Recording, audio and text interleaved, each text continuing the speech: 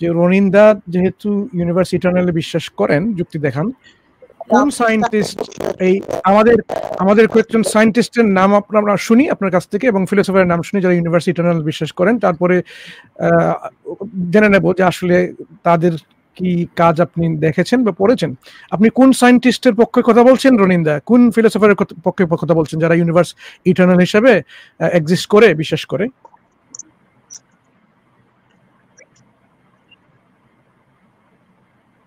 আপনি কি বলতে মানে আমি কি বলবো যে কোন সায়েন্টিস্ট ইটারনাল ইউনিভার্সের উপর বিলিভ করেন যে ইউনিভার্স ইজ ইটারনাল, আর কোন ফিলোসফার ইউনিভার্স যে ইটারনাল সেটার উপর বিলিভ করেন, এটা বলতেছেন? হ্যাঁ হ্যাঁ, জিজ্ঞেস করছি আপনাকে।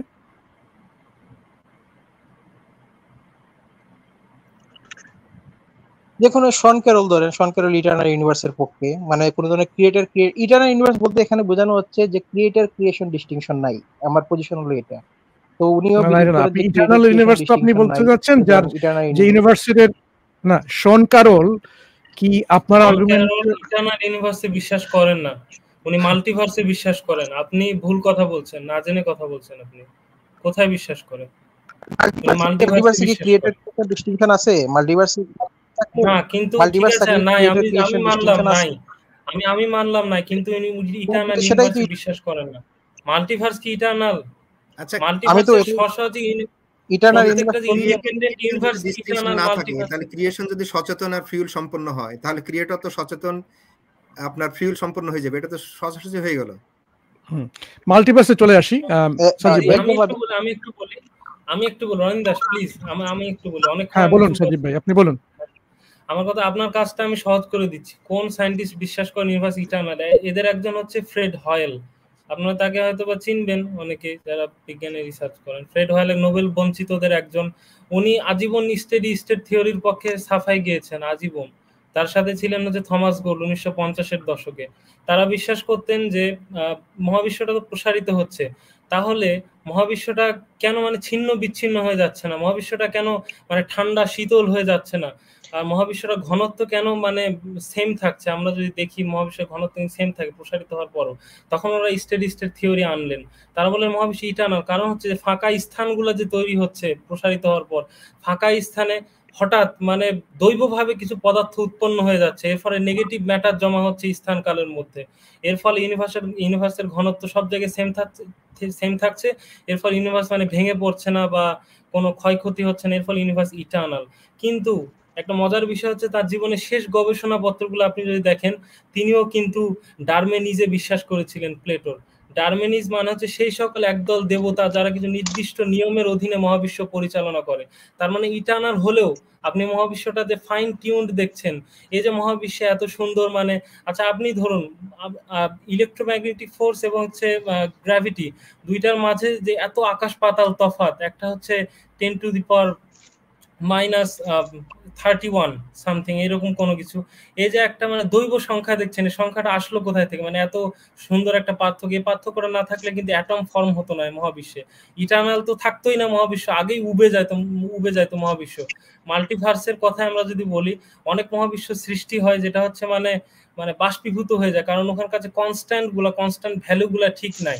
ঠিক আছে, তো আমাদের মহাবিশ্ব কিন্তু ইটারনাল থাকতোই না। এই যে ইটারনাল আমাদের মহাবিশ্বের হইলো কেমনে? আমার কথা হচ্ছে এই যে কনস্ট্যান্ট গুলো আমরা দেখতেছি, একটা হচ্ছে মানে কোয়ার্কের ভর এত, একটা জিনিসের ভর এত, এই যে কনস্ট্যান্ট, এগুলো আসলো কই থেকে? আমার প্রশ্ন হচ্ছে এটা।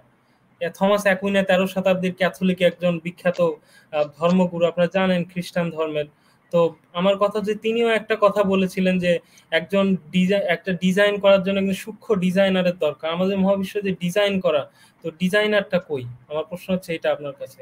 মহাবিশ্বের ডিজাইন করা, এটা আসলো কই থেকে?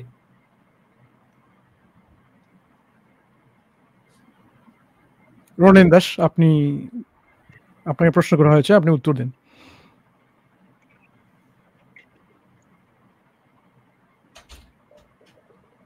আমার কথা শোনা যায়? হ্যালো, হ্যাঁ শোনা যাচ্ছে। আমার প্রশ্নটা আপনাকে আবার আমি বলি, সেটা হচ্ছে মহাবিশ্ব যদি ইটারনাল হয়, মহাবিশ্ব কিছু নির্দিষ্ট নিয়মের অনুসারী, নিয়মগুলো আসলো কোথায় থেকে?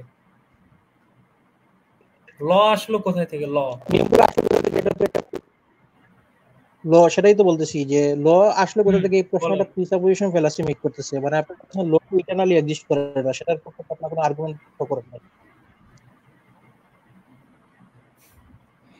আপনি এড়িয়ে যাচ্ছেন, অন্যান্য যারা আছে তার ঠিক তেমনি এড়িয়ে যান। রনিন্দা, আপনি তো এড়িয়ে যাচ্ছেন। অন্যান্যদের মতো না, আপনি সুন্দর আলোচনা করে যাচ্ছেন, আপনি এড়িয়ে যাবেন না। আমরা ল দেখতে পাচ্ছি, ফিজিক্যাল কনস্ট্যান্ট দেখতে পাচ্ছি, some of the constants like they are so precise to 22nd decimal places, হ্যাঁ, আরো অনেক এরকম আছে। এই যে প্রিসিশন, এই যে ফাইন টিউনিং, এই যে ল, ফিজিক্যাল ল আমরা দেখতে পাচ্ছি ইউনিভার্সে, সাজিব ভাই প্রশ্ন করছেন এগুলা আসলো কোত্থেকে? ইমার্জেন্ট তো হতে পারে না, অসচেতন কিছু কিছু। সেটাই তো আমি বললাম যে এগুলো যে ইটারনাল না, সেটার পক্ষে ওনার জাস্টিফিকেশন কি? জাস্টিফিকেশন হলো এটা ইটারনাল না, এটা জাস্টিফিকেশন হলো সিএমবিআর 1965 আবিষ্কার হয়েছে। আপনি আরো দেখবেন, আরো দেখাচ্ছি। বিগ ব্যাং থিওরি মতে মহাবিশ্বে 25% হিলিয়াম এবং 75% হাইড্রোজেন থাকার কথা, 1%-এর নিচে হচ্ছে আরো যে সকল পদার্থগুলো থাকার কথা। এক্স্যাক্টলি সূর্যতেও আমরা ওইটা দেখি।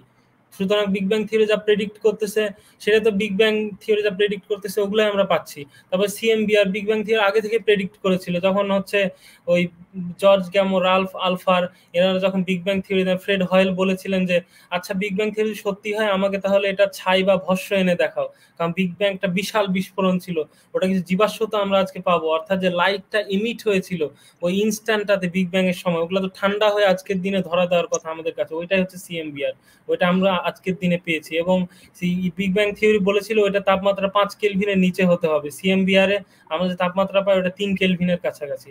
ঠিক আছে, তো এটাই হচ্ছে আমার কাছে প্রমাণ যে ইটারনাল না, মহাবিশ্ব কোন এক সময় সৃষ্টি হয়েছিল, হয়তো আরো ভবিষ্যতে বিজ্ঞান আরো অ্যাডভান্স হবে, অন্য নতুন কোন তত্ত্ব আনবে আমাদের সামনে। এটা হচ্ছে আমার কথা, এটাই আমার আর্গুমেন্ট, সায়েন্স আমার আর্গুমেন্ট।